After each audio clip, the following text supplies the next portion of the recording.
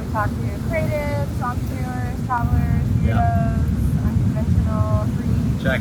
Yeah. So introduce yourself to the audience so everyone knows who you are. What's up, audience? My name is Jesse. I'm a documentary photographer based in Brooklyn, New York, and the Center for International Photography in the Lower East Side of New York City. So, to get started... Sorry, the International Center of Photography in New York City. I knew I fucked that up. I say it right. Yeah. You know, otherwise how are people going to find you? That's true. So yeah, let's get started by talking about your background, how you got into that, and go from there. So, my background, let's go all the way back. Yeah. All right, so I was born in the Bronx, grew up mostly in New Jersey. My mom's a photographer, my dad's a doctor, and my whole family's kind of approach to life was, we're lucky, we're going to use our luck to create as much good as we can in the world. Okay. And my grandparents, who were both doctors, were kind of like my personal heroes. They're in the background of my phone. They were both doctors. My grandmother was both immigrants. My grandmother was the only female graduate in her entire medical school class. And my grandfather, her husband, was a doctor named Huffington. They relocated to Puerto Rico in the early 80s, which is why I come here so often. We still have a place on the east coast of the island. Okay. So I was always kind of inspired by them because their whole idea of life was help as many people as you possibly can. They did that through medicine. And that's kind of how that like tikkun olam, which is just like healing the world, building bridges, was always modeled for me. So I studied anthropology in undergrad because I was very interested in culture and people and how the world works without a real clear intention for what I wanted to do with it. And then I ended up doing grad classes and went to medical school because I saw how my grandparents and my dad and my aunts and uncles were able to kind of create change and affect as many people's lives in a positive way through medicine. So that was always how it was modeled for me. But I might be the world's worst math and science student. And I was very stubborn. I didn't take anybody's advice, and I went to medical school. I had a bad motorcycle accident in my second semester that took me a while to recover from. And I never fully recovered from it in terms of pain, in terms of cognitive at the time. So I made the tough decision to leave medical school and instead focus on more broader human rights, international development issues, not just through medicine, which is very vertical and you're affecting individual patients at a time. And my goal was always to get a medical degree and then go work for doctors and other Okay. But once I realized that I had to kind of put that dream in the past, and medical school really wasn't for me anyway, so maybe it was a blessing in disguise. I'm not a clinical thinker, I'm not a scientific brain. I decided to go and pursue kind of like a more broad, holistic approach to human rights and international development. So I worked for a few organizations. I worked all over the world in global health, in Latin America, India, Southeast Asia, Sub-Saharan Africa, the Middle East. I went to grad school for international development at the University of Miami, and then worked at a think tank called the Brookings Institution for 5 years in DC. So my work was always very international, and I always kind of had my camera with me working on these projects wherever I was in the world, and wherever it was appropriate and ethical to document through the camera, I would always document through photos. And I was always saying to myself throughout this entire experience, I feel like I'm really connecting to my voice and to my inner calling when I'm doing photography. So at a certain point, after certain life circumstances that kind of made it the decision that I felt like I had to make, I decided to go to photography full time. Okay. I was working in Washington during the pandemic at a think tank. My girlfriend at the time, she's from Puerto Rico, but she worked for the federal government in DC. Okay. So we were both working remotely in DC, and basically every single day after George Floyd was murdered, there were protests going down our block. So I would just take my camera I'd go on a run, or I'd take my camera, just my phone, and I would go and join the protests and photograph and document as much as I could. And some of that work started to get picked up by news agencies. My work was in a Vice News documentary. It was used by the ACLU to build a case against the Trump administration for firing on a peaceful crowd of protesters that day when he did the upside down Bible. I got tear gassed. I still have a little canister from that day. But that was like the first glint of like, maybe I could do this photography thing full time. So at a certain point, that relationship ended like December 2021, January 2022. And I basically said to myself, I don't need to be in DC anymore. I was working remotely. I just basically picked up my computer and started traveling and kept working for as long as I could, and it gave me more space to photograph and pursue more creative interests. The more I kind of got into the photography, and the more I started to be able to make money doing it, the more I started to enjoy it. And I just set a certain point and said, fuck it, I'm making decisions fully for myself. I don't have kids, I don't have debt, I don't have a significant other. So now is the time to be able to make this decision. So I moved back to New York in August this year. Okay. And I started a year-long documentary photography program at the International Center of Photography. After like living in 10 or 15 countries, between leaving DC in like January 2021 and now November 2023, I've lived in a lot of different places and just really without a plan and just have my computer working and taking pictures of time. Okay, so documentary photography. Yeah. So you just started a year-long program. Yeah. What does a program entail, and what are you hoping to get out of it? Yeah, so ICP, International Center of Photography, has 2 tracks for these year-long programs. One of them is creative practices, which focuses on more of photography as an art form. Okay. So it's more technical, more in-studio work, probably leading to more like fashion, editorial, creative sort of work. And then documentary, it's called documentary practice and visual journalism. So it's important, I think, to make the clear distinction between. So I applied to both of these programs. Okay. I got in, and I got a good amount of funding to go to both.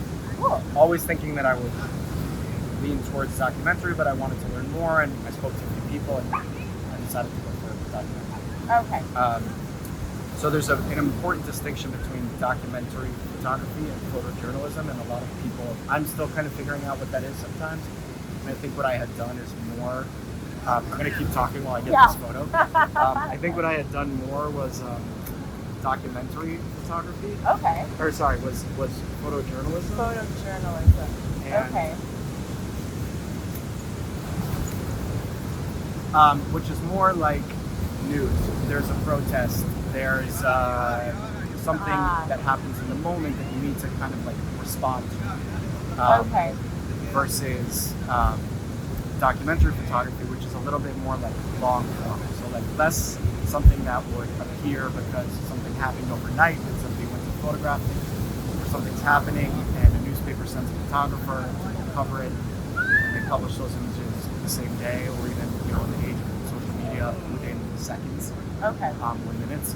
Yeah. Documentary is more like long form storytelling. So finding a specific story, really getting like deep into the weeds on it. And that to me is a lot more, I would feel, say, impactful and enjoyable, because you really have the opportunity to kind of like sit with a subject, like a theme, and also with your subjects, if you're photographing people, get to know them a little bit better, really understand them, really get to empathize with them. And in doing that, you're able to, and in doing that, you're kind of able to tell a deeper story that creates more empathy and gets people more interested, and just kind of goes beyond the surface level news. Okay. Yeah. So your style of photography, has it always been leaning towards the style of documentary photography, or is this development, or how did you get from like, starting photography to where you are now? So I studied anthropology, and I think like the driving force of my photography is a deep interest in people. Okay. And how the world works.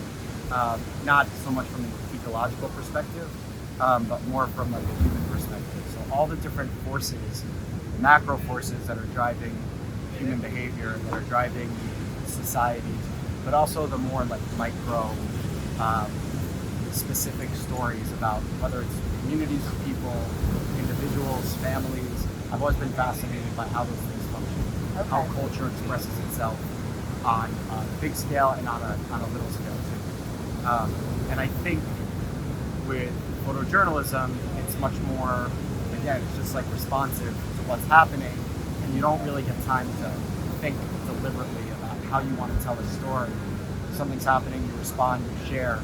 Whereas with a documentary, I have more of an opportunity to kind of put that anthropologist hat on, and to really try to understand stories and people and emotions and history on a deeper level, and then share. And I have a background in writing also, so I can kind of, I've had a kind of unorthodox path to get to documentary photography, or I've had an unorthodox path in general, but specifically for documentary photography, I think I bring in a lot of, my past career, what I've studied, and I think that kind of like informs the way I approach, visual storytelling with documentary photography. Okay. How does writing come into your background? Because I don't think you mentioned that before. So I always, it's coming into more of my photography now. I think the first few months when I was doing photography at ICP, I was just taking photos and I wasn't writing about, I wasn't doing the photos justice by contextualizing them deeper with words, and I think that really helps. Sometimes a photo is, you just want to leave it as is because it's powerful enough on its own, and the cliche is a photo can tell 1,000 words. A picture says 1,000 words.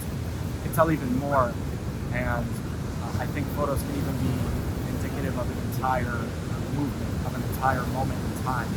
And if you think about these big kind of like watershed historical events, the way people think about them a lot of times is the photo of it. Yeah. In Vietnam, there's the famous photo of the Vietnamese children running away from, the big fire, napalm in the background, or the Eddie Adams photo of the guy getting shot in the head by the officer, or the refugee crisis in Europe, the image of the 5-year-old boy's drowned body washing up on shore. Yeah. And that really kind of like can tell a whole story. So I think just those images were powerful enough.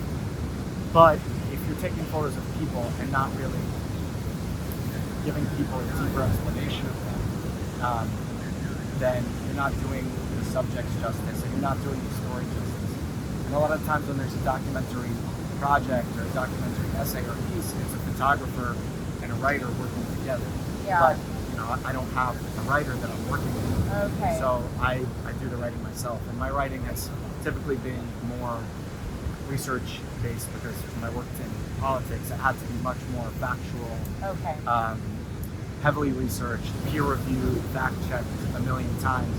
And now with the work, I can be a little bit more creative when it's just work that I'm doing for myself, and I think writing more creatively about experiences in New York, personal experiences of moving back, dealing with personal trauma, the situation in Israel and Palestine right now and how that's made me feel. Writing about it has really been a catharsis for me, I would say, and I think it's also helped other people kind of put their emotions into words. And I've been kind of marrying that writing with photographs that I hope can help people kind of empathize and get out of their own echo chambers and see people for people and not see people for their entire monolithic culture. Yeah. So Yeah. that's my goal. Which I do feel like we tend to generalize things up to a level where everyone's grouped together and one ideology applies to everyone. Exactly. So give us an example of some documentary photography that you've done lately where you've been able to use your writing to pair with the photo and provide some of that context. Yeah, so I've been in New York the last August, September, October, November, 4 months.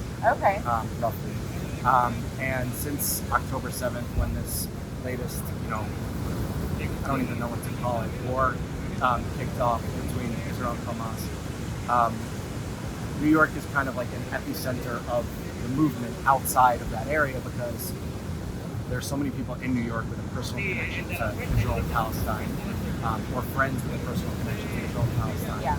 The UN is in New York, big corporations are in New York, so it's a very tactile, emotional thing to be in New York throughout all of this.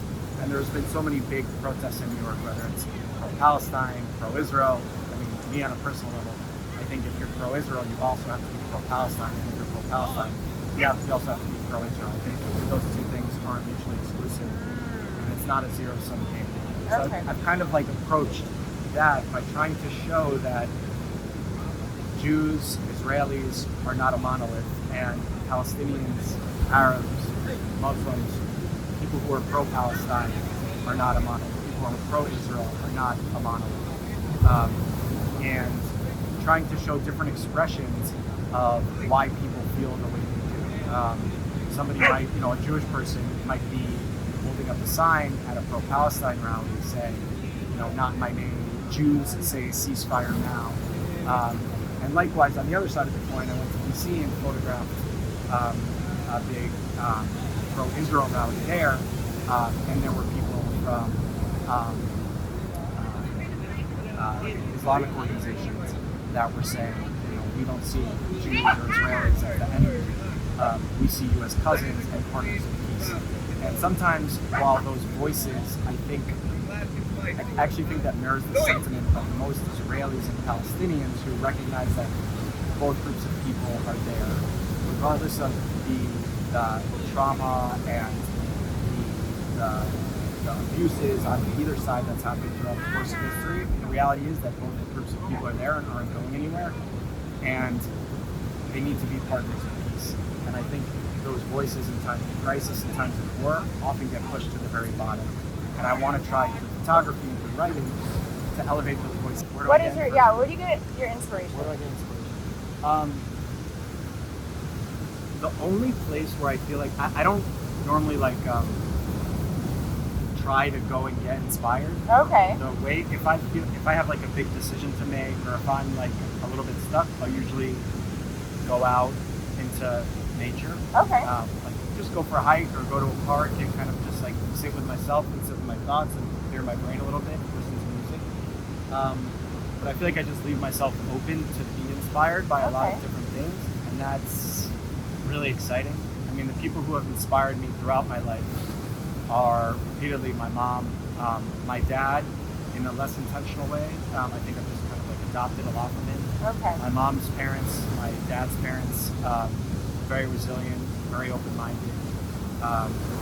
That kind of informed, not in a creative way, but that kind of informed my approach to photography. And now I'm just getting, I think, inspired by so many other people who I work with and who I shoot with. Just being able to kind of like see the world through their eyes, through their lens, through their photographic expression is really inspiring. And I think there was the first photographer ever, and every other photographer since then has kind of mimicked to a certain extent what other photographers do. Everybody kind of has their own original style, but everybody gets inspiration from other photographers, inspiration, ideas. So it's really, I think, just my environment, my people around me, putting myself in positions to allow myself to be inspired, to be, constantly having an open mind. So whether it's nature, whether it's people, whether it's a meal, I think anything can really be a source of inspiration, or not necessarily inspiration, but just like a creative, spark. I think anything can create. It's not necessarily inspiring, but I think anything that you experience in life, whether it's a conversation, a color, a tree, a conversation, a fucking slice of pizza, can give you that kind of like creative spark that you can use to go out and create really new and amazing and great work. And all you need sometimes to start a really amazing, big, long-term project is just one little spark. And then that kind of just like keeps growing. Okay. So, if someone asks you how they can get into what it is that you do? What advice would you give them? First, I would say you need to figure out the why of what you're doing, because it can be it's a hard pursuit, and everybody who does this professionally or who has attempted to do it professionally, that's the first thing they'll tell you, is that nobody gets into photography, especially documentary photography, for the money. There's only a select few that can live really, really well, and a lot of the times, really well in terms of make a shitload of money. But a lot of the times they kind of have to sacrifice their creative pursuits in order to make money. But you can, live comfortably as a photographer. You make good work and you get recognized by the right people and the right outlets. People value your work and pay to have it done. I would just say you really need a strong sense of why.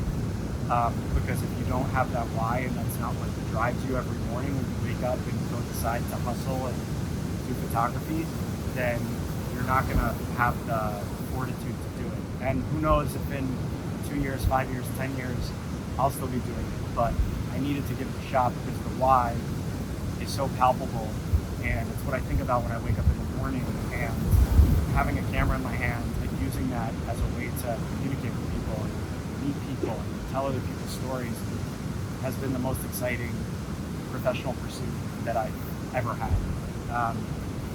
And be prepared to spend a lot of money before you make a lot of money. Okay. You need to buy good equipment.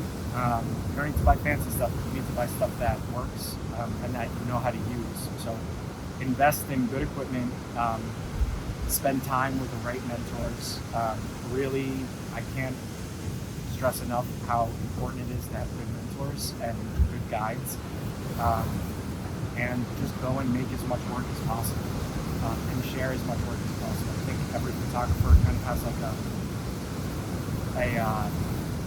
either imposter syndrome, or they think that they're their own harshest critics. But every photographer, I think, would say just put as much work out there in the world as possible, but they're the last ones who would take their own advice. Yeah. So I'm going to give that advice, even though I struggle with that at times too, and just make work that when people see it, they recognize it as yours. That's the most important part. I think in any art, probably, is to have your musician to have an original sound, with your painter to have a unique style, the way your brush strokes.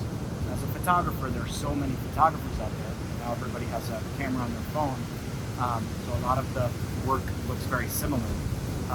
So I think it's really important to figure out your why, highlight what your voice is, and how you want to contribute to this conversation, and match that voice to your visual storytelling and your images, and that'll make you a successful photographer. Okay. Awesome. So, two more questions for you. Sure. You've been to Puerto Rico before. Yeah. But have you been over here to the West Side? I've been to Rincon. I've been to the West Side probably 10 times. Okay. But I've been to Puerto Rico probably 100 times. I've been to Rincon probably 10, and I come to the West Side. It's usually on a road trip. I stay a couple of days in Rincon, but I've actually never hung out on the beach in Aguada or Aguadilla. And this is really nice. It's a completely different vibe than the East Coast. Much more surfer vibes. East Coast is more rugged, rustic, not much surfing, but closer to San Juan, which is nice. Yeah. But yeah, I come here with my family. Our place on the East Coast is just a one-bedroom apartment, and we're a big family, so we can only sleep on couches and share beds we have 3 dogs that we come down here with too. A lot of wet, sandy dog and people who aren't that organized staying in a one-bedroom apartment. That gets old pretty quickly, so we'll normally come out here these days, spend 2 or 3 days in Rincon, eat at our favorite restaurant, La Rosa Inglesa. Okay. The English Rose. Highly recommend. Just enjoy a completely different vibe. You can have 1,000 different experiences in Puerto Rico, and that's one thing I love about it so much. So just come out here because coming to the West Coast feels like a completely different experience than being on the East Coast. It's like a completely separate trip. Yeah. And then you go into the mountains on the way here to Ayuya and Tuado, and you feel like you're in the Andes. Amazing coffee and big beautiful mountains and Taino heritage and rivers and waterfalls, and it's just a completely different mind-blowing experience. And I did that yesterday on the way here. Oh, awesome. Yeah. Where did you stop yesterday? We stopped at, or not we, I stopped at... me and my other personalities. Yeah, me and my rental car. Yeah, me and my 12 other personalities. Me and my 8 cameras. Yeah, literally, the whole crew. One of which I smashed the lens slipping down the side of a waterfall. I hope the photos will be worth it. Yeah. Okay. It was just the lens cap, so the lens filter, so it'll be Oh, okay. But it's called Charco El Hippie. Charco El Hippie. It's in Naguabo. It's like 25 minutes from Humacao, from Palmas, and probably 30 minutes from San Juan. And it was beautiful. You just drive up this hill. It's in the mountains. You drive up this little hill. You pay some guy to park in his little yard for $5, and you stay for as long as you want. And it's not very crowded. I mean, it pours and then it's sunny, it pours and then it's sunny, but that's the rainforest, exactly. Waterfalls, so I got the full experience yesterday. Wow, that's so awesome. Yeah. Sounds beautiful. Yeah.